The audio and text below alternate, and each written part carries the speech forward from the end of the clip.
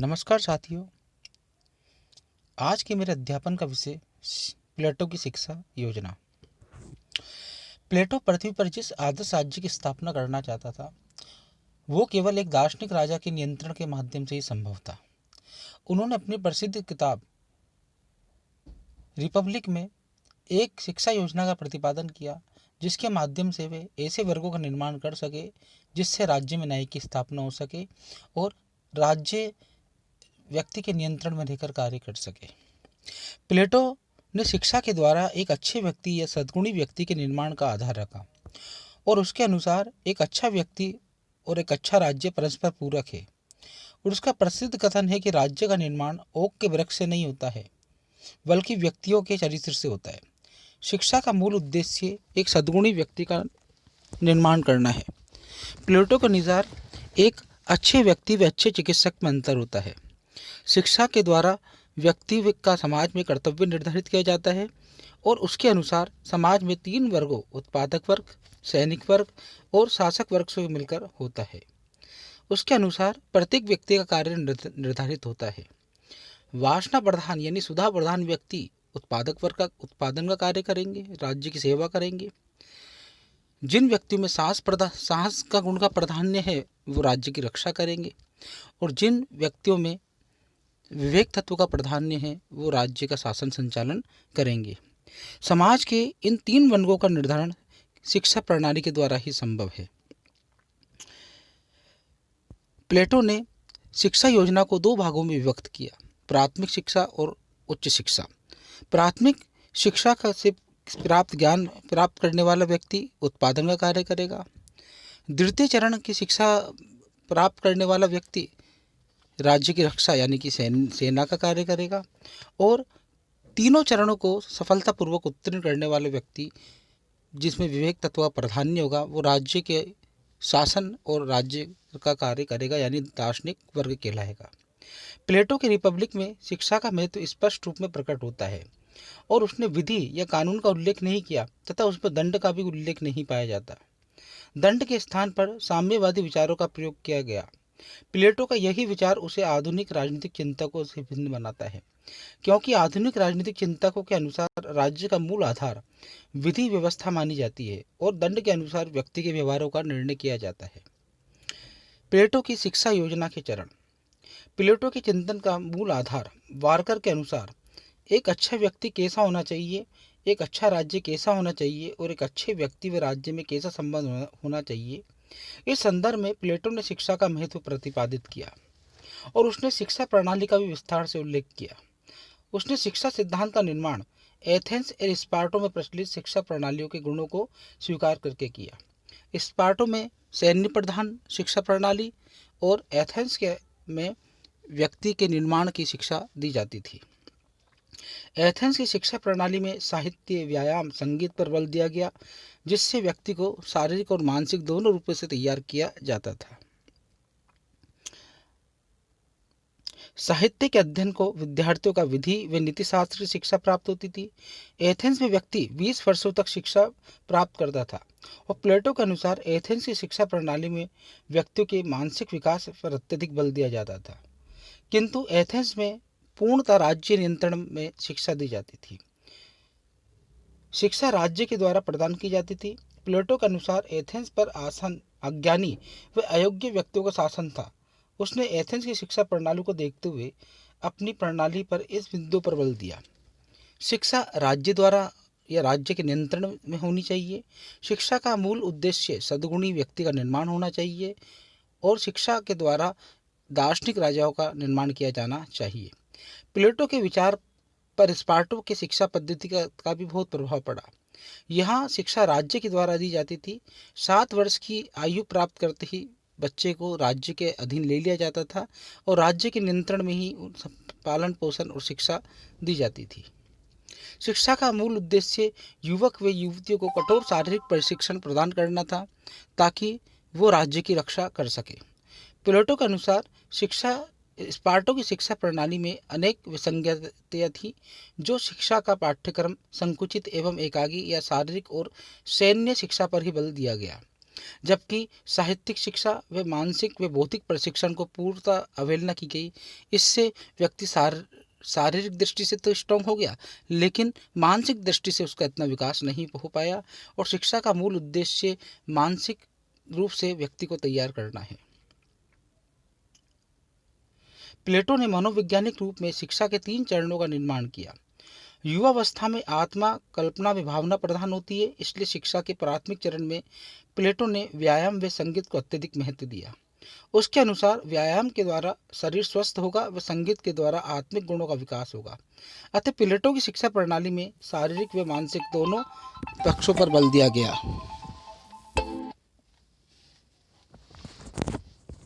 उसके अनुसार व्यायाम के द्वारा शरीर स्वस्थ होता है व संगीत के द्वारा आत्मिक गुणों का विकास होता है। अतः प्लेटो की शिक्षा प्रणाली में शारीरिक व मानसिक दोनों पक्षों पर बल दिया गया। प्रथम चरण की शिक्षा 10-20 वर्ष जिसका निर्धारण किया गया। प्लेटो के ने व्यायाम का अर्थ व्यापक रूप में दिया। उसके अनुसार व्यायाम में शरीर को स्वस्थ रखने के लिए आहार शास्त्र व चिकित्सा शास्त्र का ज्ञान दिया जाएगा। उसके अनुसार शरीर इतना स्वस्थ होगा कि बीमार नहीं हो सके, और उसके अनुसार आदत राज्य में चिकित्सकों का कोई स्थान नहीं होगा। उसने यहाँ तक कहा कि बीमारी आलस्य व विलासिता का परिणाम है।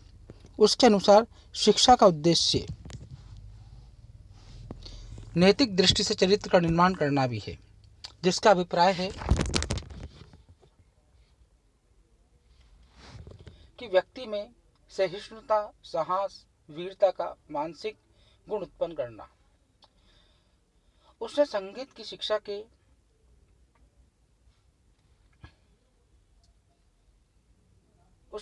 शिक्षा को भी व्यापक रूप में वर्णित किया। उसके अनुसार संगीत की शिक्षा में काव्य, साहित्य, गीत, नृत्य, चित्रकला इत्यादि सभी ललित कलाएं संकलित होनी चाहिए। प्लेटो के अनुसार संगीत आत्मा में समरसता व सामंजस्य उत्पन्न करता है। संगीत की शिक्षा प्राप्त किया हुआ व्यक्ति मन को नियंत्रित कर सकता है, आत्मा को नियंत्रित कर सकता है। वह सुंदर वस्तुओं की प्रशंसा करेगा और उसमें आनंदित होगा। आत्मा के गुणों में सामंजस्य से समाज में संघर्ष समाप्त होंगे और वकील व न्यायालयों की आवश्यकता भी नहीं होगी। शिक्षा प्रणाली के द्वितीय चरण में प्लेटो ने गणित, ज्यामिति, ज्योतिषी, संगीत के अध्ययन पर अत्यधिक बल दिया। द्वितीय चरण की यह प्रणाली 20 से 30 वर्षों तक चलेगी। शिक्षा प्रणाली में प्लेटो ने गणित को अत्यधिक महत्व दिया, क्योंकि गणित व ज्यामिति जैसी शिक्षा में अपूर्व तत्वों का अध्ययन किया जाता है, और उनके अनुसार वास्तविक ज्ञान विश्व की स्थूल या प्रतीत होने वाली वस्तु में नहीं होता, अपितु अतीन्द्रिय ज्ञान में होता है। गणित विषय का यूनानी युग में अत्यधिक व्यावहारिक महत्व था, क्योंकि गणित के नियमों से युद्ध में सेनाओं को संगठित भी किया जाता था, वे सेनाओं की व्यूहरचना का निर्माण किया जाता था। प्लेटो के अनुसार शिक्षा का तीसरा चरण 30 से 35 वर्षों के लिए होगा। दर्शन शास्त्र का अध्ययन होगा। दर्शन शास्त्र में विश्व के विचारों का भी अध्ययन किया जाएगा, क्योंकि एक विवेकशील व्यक्ति दार्शनिक व्यक्ति ही हो सकता है और दार्शनिक व्यक्ति विवेकशील व्यक्ति ही हो सकता है। इसलिए दर्शन तत्वों का इस चरण के अंदर प्लेटो ने बहुत महत्वपूर्ण स्थान दिया है, क्योंकि अगर राजा दार्शनिक नहीं होगा, विवेकशील नहीं होगा, तो राज्य का वो शासन नहीं कर सकता है, और इसी माध्यम से व्यक्ति को पूर्ण वास्तविक सत्यता का ज्ञान होगा। 35 वर्षों की शिक्षा करने के बाद जो इसमें उत्तीर्ण हो जाएगा, 15 वर्षों के लिए उसे आनुभविक शिक्षा के लिए यानी कि व्यावहारिक शिक्षा के लिए प्लेटो स्वतंत्र रूप में विश्व के भ्रमण के लिए छोड़ देता है, ताकि वह विश्व की विभिन्न शासन व्यवस्थाओं का अध्ययन कर सके, विश्व के विभिन्न राज्यों का अध्ययन कर सके, और वहाँ की जो अच्छाइयाँ और बुराइयों को वो आत्मसात करे, और वहाँ की प्रजा और राजा के संबंध को देखे, राज्य की शासन व्यवस्था को देखे, और उसके आधार पर यानी कि वो स्वयं विश्लेषण कर सके कि एक राज्य में राजा का क्या कर्तव्य होना चाहिए और राजा को क्या कार्य करने चाहिए, और राजा और राज्य किस लिए बने हुए हैं, ताकि इसका वो अध्ययन कर सके। व्यावहारिक प्रशिक्षण का भी प्रावधान इसलिए किया गया ताकि राजा जो है, दार्शनिक वर्ग जो है, निजी संपत्ति अर्जित ना कर सके। इसलिए प्लेटो दार्शनिक राजा पर संपत्ति व स्त्री दोनों की निषेध की बात करता है, जिसे उसने संपत्ति व स्त्री का साम्यवाद कहा। प्लेटो की शिक्षा प्रणाली बहुत व्यापक शिक्षा प्रणाली है, क्योंकि 3 चरणों तक चलने वाली शिक्षा प्रणाली में हम देखते हैं कि प्रथम चरण में जो उत्तीर्ण हो जाता है वो सैन्य उत्पादक, जो प्रथम वर्ग में उत्तीर्ण हो जाता है वो आगे की शिक्षा के लिए जाएगा, और जो अनुत्तीर्ण हो जाते हैं वो उत्पादक वर्ग का कार्य करेगा।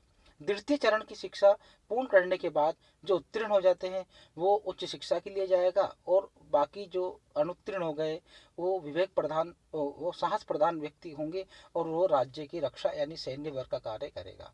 और तीसरे चरण में उत्तीर्ण होने के बाद जो बचते हैं वो राज्य का संचालन करेंगे, और जो एक व्यक्ति जो 15 वर्ष का अनुभवी ज्ञान प्राप्त करके आएगा, व्यावहारिक शिक्षा लेकर आएगा, वो राजनीतिक राजा कहलाएगा। इस तरह हम देखते हैं कि प्लेटो राज्य के अंदर अधिकारियों के कर्तव्यों का निर्धारण शिक्षा योजना के माध्यम से करता है, ना कि वंशागुणित तरीके से करता है। और यही तत्व जो है प्लेटो की शिक्षा प्रणाली को बहुत वैज्ञानिक, व्यवस्थित और स्थित बनाती है। प्लेटो की शिक्षा योजना की कई आधारों पर आलोचना की जाती है। जैसे प्लेटो की शिक्षा प्रणाली बहुत लंबी है। प्लेटो की शिक्षा प्रणाली का क्षेत्र संकुचित है, क्योंकि शिक्षा केवल संरक्षक और शासकों के लिए निर्मित है, अन्य वर्गों की शिक्षा पर पर्याप्त ध्यान नहीं दिया गया। प्लेटो ने अपनी शिक्षा प्रणाली में गणित को बहुत महत्व दिया। फिर शिक्षा प्रणाली इतनी लंबी है कि लगभग 50 वर्षों तक का सफर, उसके बाद में अन्य दार्शनिक राजा कहलाएगा। शिक्षा योजना में व्यक्ति के स्वतंत्र विकास पर बल नहीं दिया गया, अपितु ये राज्य के अधीन रही। लेकिन शिक्षा का अगर हम प्लेटो की शिक्षा योजना का निष्कर्ष मूल्यांकन करें तो हम देखते हैं कि प्लेटो ने एक आदर्श शिक्षा प्रणाली का विश्लेषण किया, और जीवन में आदर्श का महत्व सदैव होता है, क्योंकि उन्हीं आदर्शों के अनुसार व्यक्ति अपने लक्ष्यों को पूर्व निर्धारित कर सकता है। प्रत्येक व्यक्ति को यदि समाज में उसके स्वभाव के गुणों के अनुसार कार्य प्रदान कर दिए जाए तो व्यक्ति सर्वोच्च कार्य संपन्न कर सकता है, और उससे समाज की ही भलाई होगी।